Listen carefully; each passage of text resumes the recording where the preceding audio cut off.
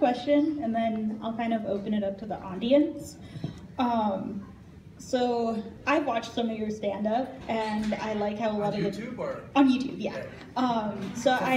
For free, yes. That's okay, I'm not mad at you. I'm a poor college kid, what do you expect?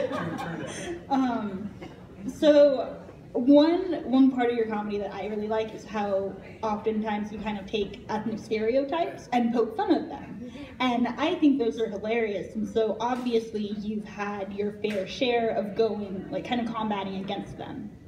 So, like I said, I'm Mexican, and I'm sure a lot of people here are coming from the Cesar Chavez event, hopefully, yeah.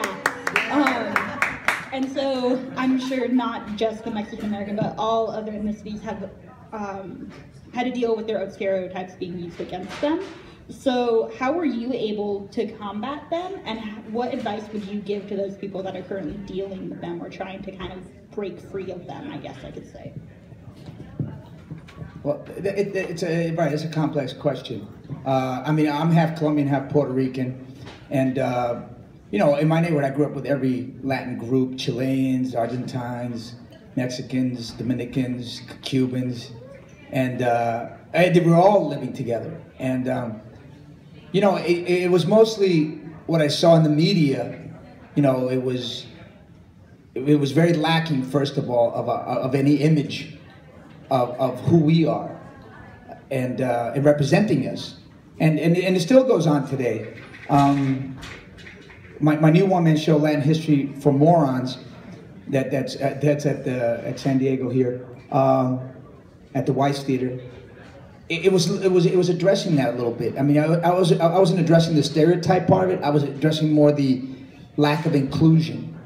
And I was because I read this statistic that 45% of Latin kids drop out of high school, and I was going to be that guy. I was going to drop out because you just don't feel included in any other history that you're learning, the philosophy, the literature, and you're like, well, we don't contribute anything. We're just freeloaders. And then I started doing all this mad research for my kids and for myself.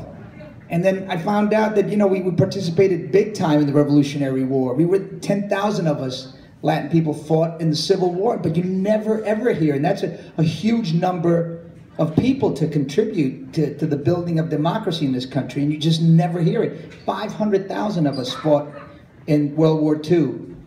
You never see a movie with a Latin person fighting in World War II. You just never see From Here to Eternity was written by a Mexican soldier. But you would never know it because a white guy played him in the movie. Yeah, that was a joke, yo.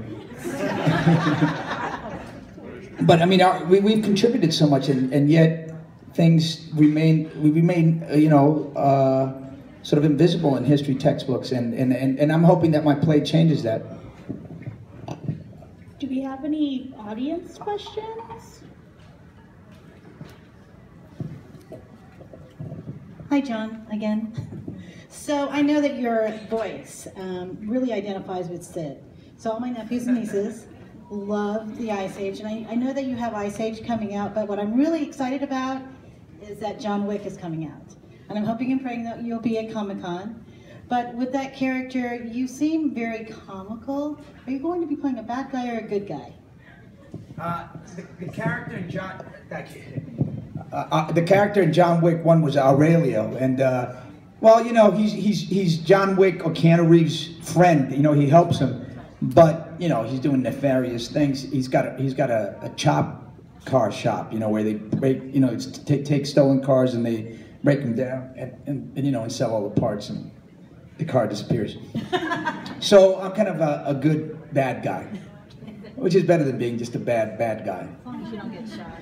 No, I can't tell you. Yeah. No, I'm still alive. This second one. So if there's a third, I'll still be around. Anybody else? I was wondering if you could talk a little bit about the process of putting together your one-person plays, and how much leeway do you allow yourself in terms of improvisation during the play, or you know, do you allow yourself to kind of go off script if something comes to mind during the play? Do you go with that, or do you kind of stick to kind of a script that you have, and you know, what's the process of building the play, putting it together, and maybe talk a little bit about that.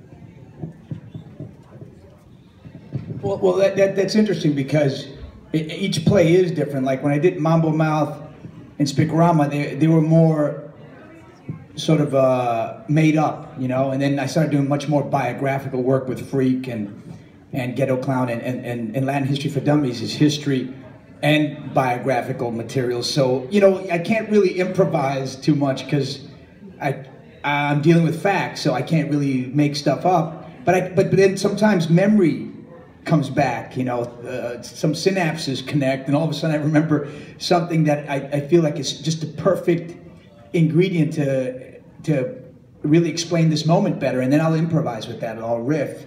And sometimes, you know, the audience, you know, I get really great audiences that are really engaged and they talk back, so that becomes a fun back and forth too. And that's what I always enjoyed about my shows, is more like the audience response. It's always such a beautiful response.